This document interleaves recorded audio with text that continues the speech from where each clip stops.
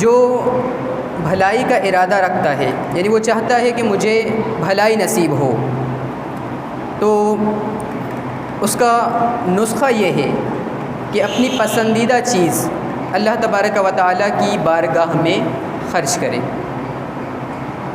صحابہ کرام علیہم الرضوان کے ہاں جب بھی کوئی آیت مبارکہ پیش کی جاتی تھی، انہیں سنائی جاتی تھی، تو پھر اس پر وہ پریکٹیکل کیا کرتے تھے، عمل پیرا ہونے کی کوشش کیا کرتے تھے۔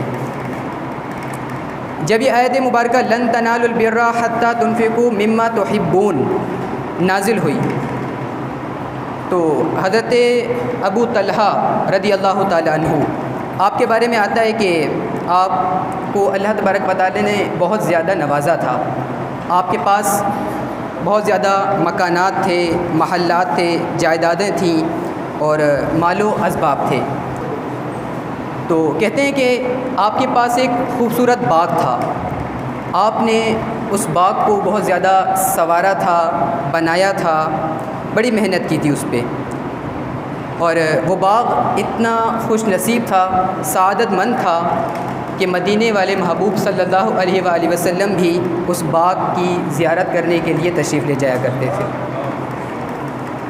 تو جب یہ آیت مبارکہ نازل ہوئی تو حضرت ابو طلحہ رضی اللہ تعالی عنہ بارگاہ رسالت آپ صلی اللہ علیہ وسلم میں حاضر ہوئے، عرض کی حضور میں نے اپنی ساری جائیداد کا حساب لگایا ہے، میرے پاس ایک باغ ہے جو مجھے بہت زیادہ محبوب ہے، مجھے اس سے بہت زیادہ پیار ہے۔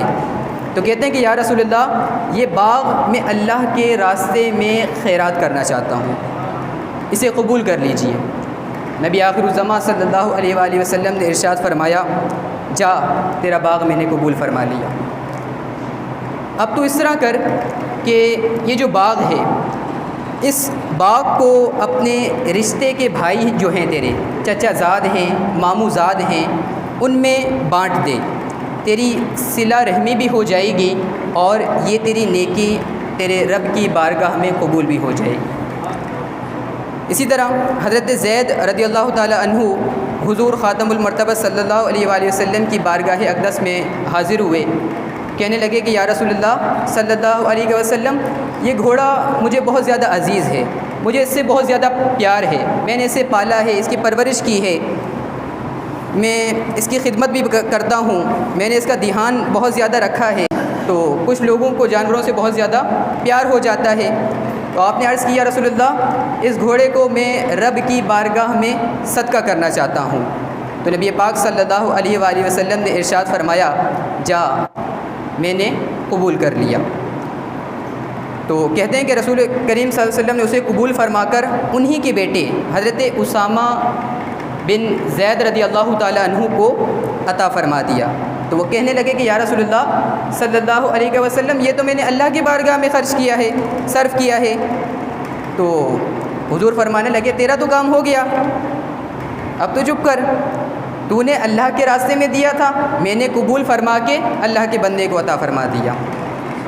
اسی طرح حضرت عمر بن عبدالعزیز رضی اللہ تعالی عنہ، آپ کے بارے میں آتا ہے کہ شکر کی بوریاں آپ منگوایا کرتے تھے، بہت زیادہ گڑ وغیرہ کی بوریاں ہوتی تھیں آپ کے پاس، اور وہ تمام کی تمام بوریاں اللہ کی راہ میں صرف کر دیا کرتے تھے، خرچ کر دیا کرتے تھے۔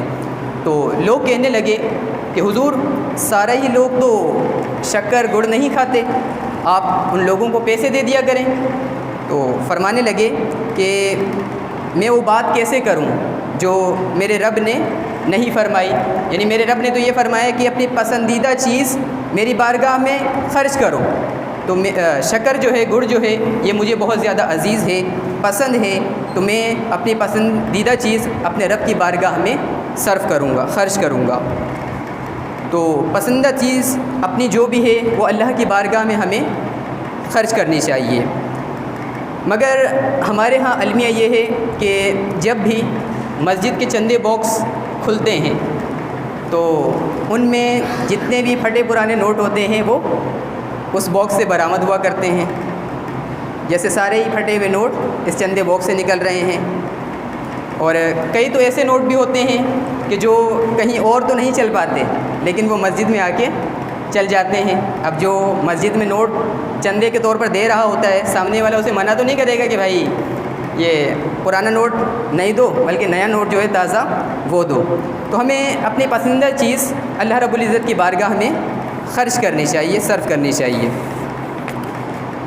اس سے آگے آیات میں اللہ تبارک و تعالیٰ نے فرمایا، اس کا مفہومی اور تفسیری ترجمہ یہ ہے کہ رب جب کوئی چیز کسی بندے پر حرام فرمائے گا تو تب ہی وہ چیز حرام ہوگی. اپنی مرضی سے کوئی شخص کسی چیز کو استعمال نہیں کرتا تو یہ نہ سمجھا جائے کہ وہ چیز حرام ہو گئی ہے.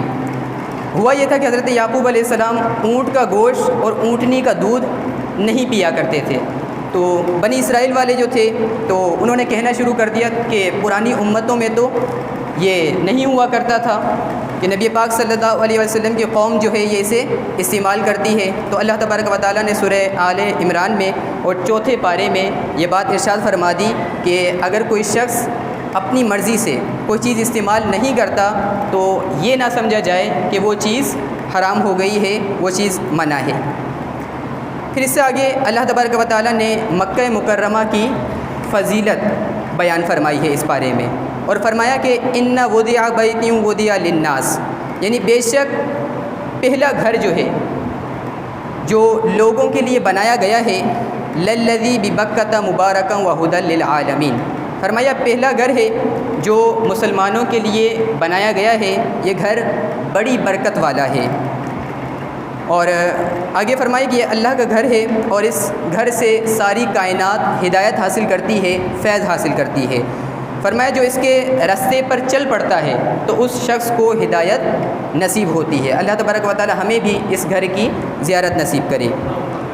پھر اسی بارے میں اللہ کریم نے ایک اور مضمون کو بڑے خوبصورت انداز میں بیان فرمایا کہ قیامت کے دن کچھ چہرے منہ کالے ہوں گے، سیاہ ہوں گے، اور کچھ بڑے چمک رہے ہوں گے، خوبصورت ہوں گے، سفید ہوں گے.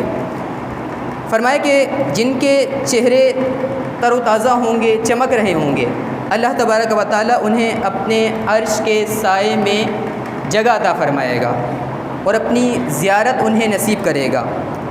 یہاں مفسرین نے بہت سی باتیں فرمائی ہیں کہ کچھ چہرے قیامت کے روز تر و تازہ ہوں گے اور کچھ سیاہ ہوں گے. تو فرماتے ہیں کہ ایک جماعت نے یہ مفسرین کے فرمایا ہے کہ قیامت میں دنیا میں کچھ لوگوں کے دلوں میں چیزیں چھپی ہوئی ہوتی ہیں جو دنیا میں تو ظاہر نہیں ہو رہی ہوتی، لیکن بروز قیامت وہ تمام کی تمام چیزیں ظاہر ہو جائیں گی. اگر لوگوں کے دلوں میں ایمان چھپا ہوگا تو وہ ایمان نظر آ جائے گا، اور اگر لوگوں کے دلوں میں نفاق چھپا ہوگا تو وہ نفاق بھی سامنے آ جائے گا. کچھ لوگ سامنے تو کچھ اور کہتے ہیں لیکن پیٹھ پیچھے کچھ اور ہی کہہ رہے ہوں گے، تو وہ بھی قیامت کے دن نمایاں ہو جائے گا. یہ بھی یاد رکھ کہتا ہے کہ دل کو چمکا لیا جائے، دل روشن کیا جائے. نبی پاک صلی اللہ علیہ وسلم نے ایک ولی کی علامت بیان کی. فرماتے ہیں کہ ولی اسے کہتے ہیں جس کو دیکھ کر خدا یاد آ جائے. حضور نبی رحمت صلی اللہ علیہ وسلم کا ایک اور فرمان ہے کہ رات میں جو شخص کمروں میں چھپ کر تہجد کی نمازیں ادا کر رہا ہو تو اس شخص کو صبح اٹھ کر صبح سویرے لوگوں کو بتانا نہیں پڑتا کہ میں نے کمرے میں چھپ کر رات کو تہجد کی نماز پڑھی ہے، بلکہ اس کا چہرہ لوگوں کو بتا دیتا ہے کہ اس نے اپنے رب کی رات میں عبادت کی ہے. تو انشاءاللہ بروز قیامت اہل حق جو ہیں ان کے چہرے روشن ہوں گے. آخری بات حضرت علی رضی اللہ تعالیٰ عنہ کا فرمان ہے، اسی سے ملتا جلتا. آپ فرماتے ہیں کہ اپنے جسم کو ضرورت سے زیادہ مت سنوارو، اسے تو مٹی میں مل جانا ہے. سنوارنا ہے تو اپنی روح کو سنوارو، کیونکہ اسے اپنے رب کے پاس جانا ہے، اپنے رب سے ملاقات کرنی ہے. اللہ تبارک و تعالیٰ سے دعا ہے کہ جو کچھ ہم نے آج سنا قابل عمل باتوں پر عمل پیرا ہونے کی اور قابل حفظ باتوں کو یاد رکھنے کی توفیق عطا فرمائے. آمین. وما علیہ الا البلاغ